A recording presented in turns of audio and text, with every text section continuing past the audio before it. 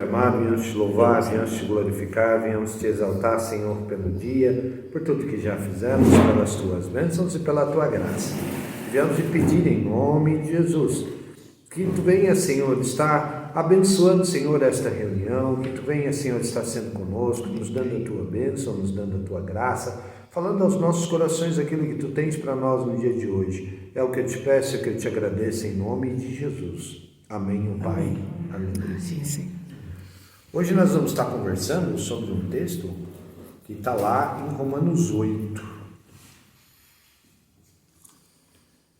Eu vou começar a ler do versículo 28, tá ok? Que diz assim: sabemos que todas as coisas cooperam para o bem daqueles que amam a Deus, daqueles que são chamados segundo o seu propósito. Portanto, aos que de antemão conheceu, também os predestinou para serem conformes à imagem de seu Filho, a fim de que ele seja o primogênito entre muitos irmãos. E aos que predestinou, a esses também chamou. E aos que chamou, a esses também justificou. E aos que justificou, a esses também glorificou. Que diremos, pois, à vista destas coisas? Se Deus é por nós, quem será contra nós? Aquele que não poupou seu próprio Filho, antes por todos nos entregou, porventura não nos dará graciosamente com ele todas as coisas? Quem intentará acusação contra os eleitos de Deus? É Deus quem os justifica. Quem os condenará? É Cristo quem morreu, ou antes quem ressuscitou, o qual está à direita de Deus e também intercede por nós. Quem nos separará do amor de Cristo? Será tribulação, ou angústia, ou perseguição, ou fome, ou nudez, ou perigo, ou espada?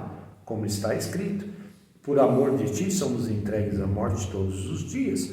Fomos considerados como ovelhas, sendo levadas para o matadouro.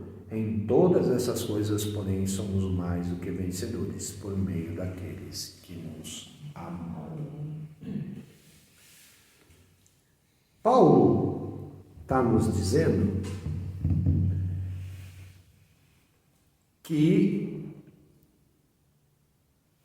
Deus nos conheceu antes de todas as coisas e nos predestinou a quê? O que vocês acham? O que Paulo está falando aqui? Por que nós somos predestinados? Por quê? Não, para quê? Para quê? Nós somos predestinados a... Eu, por exemplo, a fazer o bem para todos. A ouvir o Evangelho e procurar pôr em prática. Não roubará. Ah, entendi. Então, uma das coisas que você disse é correta. Nós somos predestinados a ouvir o Evangelho, a dar ouvidos a Ele, a aceitar a Jesus e a viver uma vida com Deus. Ah, mas então existe predestinação? Todos nós somos predestinados a isso. Todos nós. Porém, temos aquilo que se chama livre-arbítrio, que Deus nos formou com Ele. Isso mesmo. Você pode ser predestinado a... Agora, se você vai tomar posse disso ou não, aí cabe única e exclusivamente a quem? A gente mesmo. A nós mesmos. Tudo bem? Tá certo? Então, outra certeza é, somos todos destinados a... Qual é uma outra certeza de quando a gente nasce? Qual é a outra certeza que nós temos? A vida, a morte. A vida e a morte. Que você nasceu e que um dia você vai partir. Não fala morte, que eu tenho pavor. Vamos fazer um nome melhor, partida. A minha partida está chegando. Ai, que horror. Certo? Mas também uma outra certeza que Paulo nos diz aqui, que se nós estamos em Cristo, nós também somos destinados ao quê? Destino. A vida eterna. É verdade. Por quê? Porque Jesus nos justificou. E aí ele continua aqui no texto e diz o seguinte: que diremos, pois, à vista destas coisas? Se Deus é por nós, quem será contra nós? Né? Aí ele fala: aquele que não poupou o seu próprio filho, antes todos nos entregou, porventura nos dará graciosamente a ele, a nós, todas as coisas? Todas estas coisas, o que Paulo estava falando antes? Da vida eterna. Obrigado, filho. Nós somos destinados a ter a vida eterna desde que nós permanecemos em Cristo. E aí depois ele continua. E nos entregou e nos dá isso graciosamente, ou seja, de graça. É para todos. Agora, se todos vão aceitar ou não, aí depende única e exclusivamente de cada um. É uma decisão. Não é simplesmente, eu tenho escutado muita gente virar e falar assim: eu já aceitei Jesus, creio em Deus, creio que Jesus é o Messias, lindo, bonito, maravilhoso, eu estou salvo. O que as irmãs acham sobre isso? Não. O que Jesus fala sobre isso? Se eu estiver em vós e as minhas palavras estiverem em vós, vocês têm a vida, e a vida eterna. Mas se vocês estiverem em mim e as minhas palavras estiverem em vós e permanecerem em vós, aí sim vocês têm direito à vida eterna. Tudo bem? Então aquele papo, foge desse papo assim: aceitei a Jesus, beleza, estou lindo, bonito, maravilhoso, eu tenho direito à vida eterna. Não é bem assim.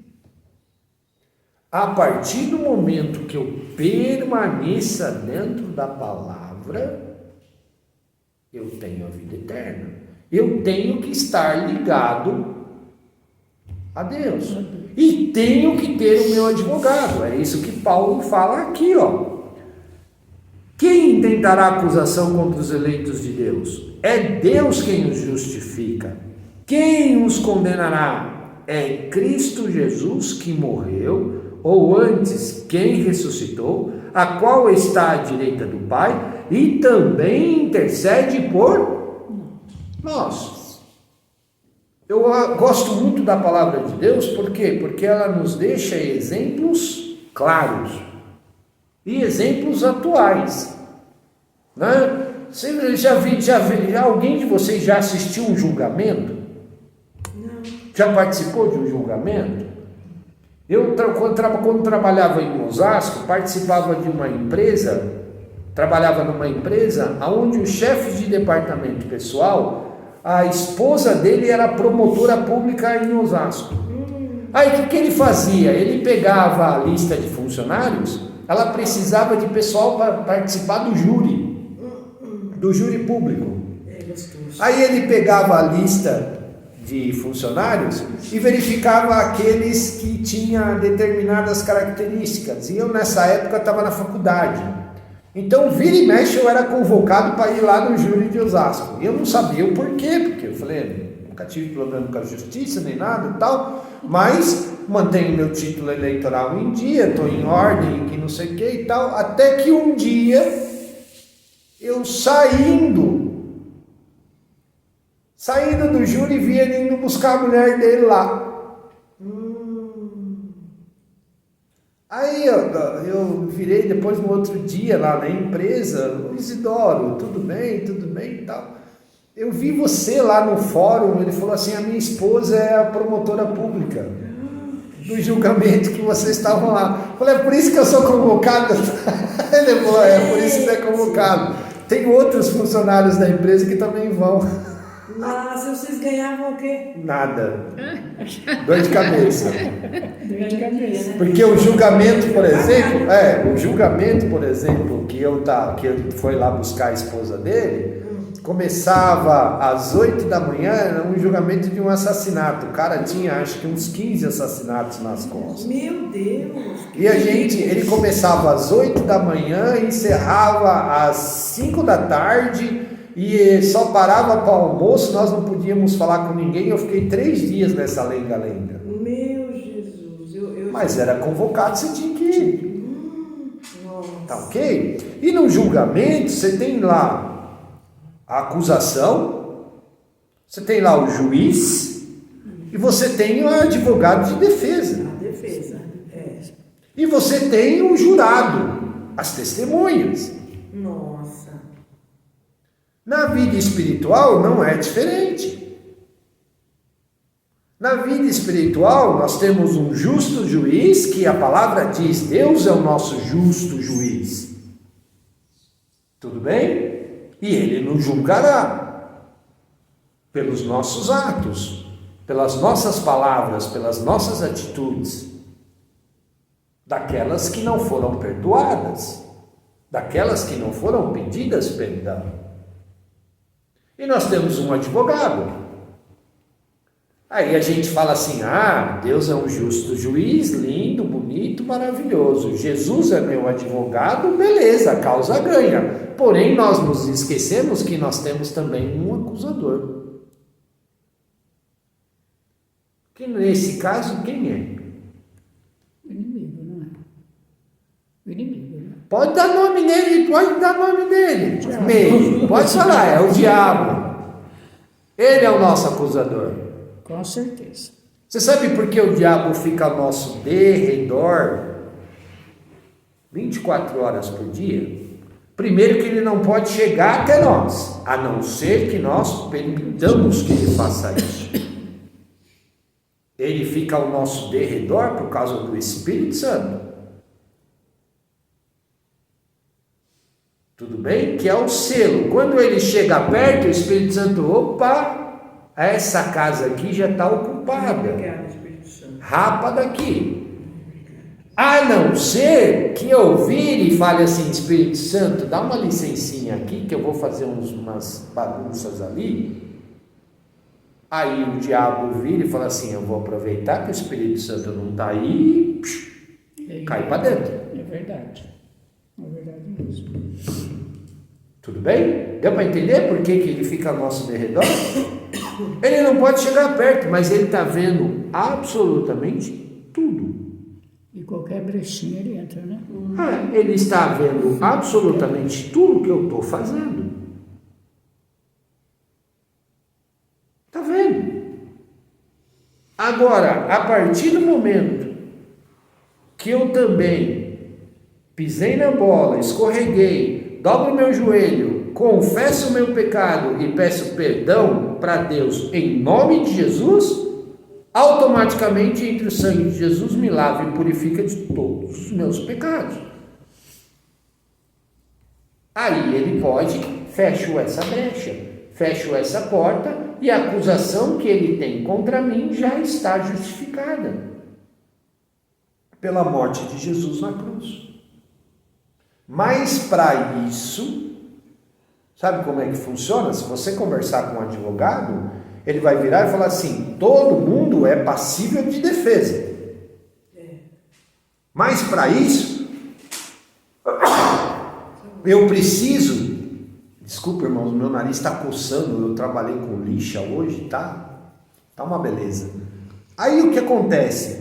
O advogado de defesa, quando você tem lá uma acusação, a primeira coisa que ele faz é sentar com o acusado, virar para ele e dizer o seguinte, falou, meu amigo, é o seguinte, eu vou te representar, mas eu preciso que você me conte a verdade. O que aconteceu? É a confissão. É a confissão dos nossos pecados. Para isso, eu tenho que virar para o advogado, contar tintim por tintim do que aconteceu, do que eu realmente fiz e daquilo que realmente aconteceu. Para que ele possa me defender. Tudo bem? Então, o perdão só tem validade a partir do momento que haja confissão. Primeiro caso. E eu vou ter que me confessar para quem? Para o padre? Eu tenho que me confessar para o pastor? Não, eu tenho que me confessar primeiramente com Deus. Tudo bem? Para que haja a quebra desse ciclo, para que quando chegar o dia do julgamento, e todos nós passaremos por este julgamento. Quando isso vai acontecer, Cléber? Desde que Jesus veio ao mundo, morreu e ressuscitou, desceu ao inferno, tomou as chaves do inferno, o inferno está trancado. Tudo bem? Eu gosto, brinco para chuchu com aqueles amigos meus, vai para o inferno. Eu falo, não dá. Sabe por que não dá? Porque ele está trancado. Então não tem como ir para o inferno. Depois do julgamento, rola. Até então, sem chance. Tudo bem? Aí Jesus vem, arrebata a igreja e aí sim, todos, aqueles que morreram antes do arrebatamento, da morte de Jesus até o arrebatamento, estão todos, aquilo que Paulo chama de, estão todos descansando, ou seja, todos estão dormindo e aguardam o julgamento do dia final, que só pode acontecer depois do arrebatamento da igreja. Aí tantos aqueles que morreram e aguardam esse dia, tanto aqueles que foram arrebatados e serão arrebatados, passarão pelo mesmo julgamento. Aqueles que têm os seus pecados confessados e perdoados, entram no gozo do teu Senhor. Bem-vindos à vida eterna. Aqueles que não têm, afastai-vos de mim, porque nunca vos conheci.